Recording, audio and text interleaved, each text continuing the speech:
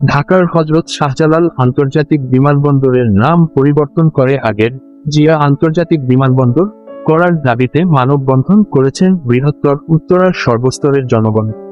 সোমবার 9 সেপ্টেম্বর দুপুরে ঢাকা বিমানবন্দর পুলিশ বক্সের সামনে সর্বস্তরের জনগণের ব্যানারে আয়োজিত এই মানববন্ধনে শত শত সাধারণ মানুষ অংশগ্রহণ করেন।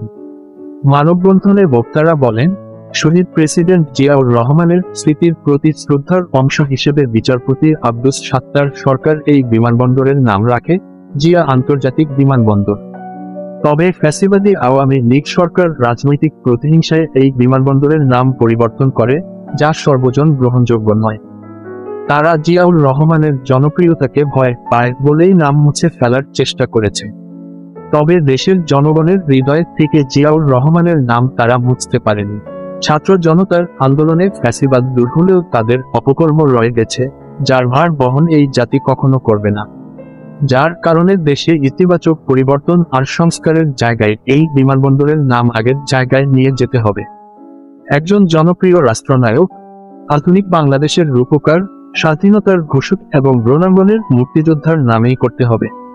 তারা বলেন, প্রতিহিংসার রাজনীতি করতে গিয়ে, দেশের ইতিহাস বিকৃতি করতে গিয়ে আওয়ামী লীগ রাষ্ট্রের অনেক ক্ষতি করেছে। এই বিমানবন্দরের নাম পরিবর্তন তাদের নির্বাচনী এজেন্ডায় ছিল না, জনগণের দাবিও ছিল না। তারপরও তারা এটা করেছে জিয়ার নাম মুছে ফেলতে। আর এর জন্য তারা রাষ্ট্রীয় কোষাগারের হাজার হাজার কোটি টাকা নষ্ট করেছে। এর জন্য তাদের বিচার করতে হবে এবং তাদের অপকর্ম মুছে মহান স্বাধীনতা যুদ্ধের ঘোষকের স্মৃতিকে অম্লান করতে তার নামে এই বিমানবন্দরের নাম ফিরিয়ে আনতে হবে। কর্মসূচিতে আশপাশের এলাকার বিভিন্ন শ্রেণী পেশা ও মতপথের মানুষ যোগ দেন। স্থানীয় বিএনপি নেতাকর্মীরাও উত্তরার বিভিন্ন থানা ওয়ার্ড ও ইউনিটের ব্যানার নিয়ে মানববন্ধনে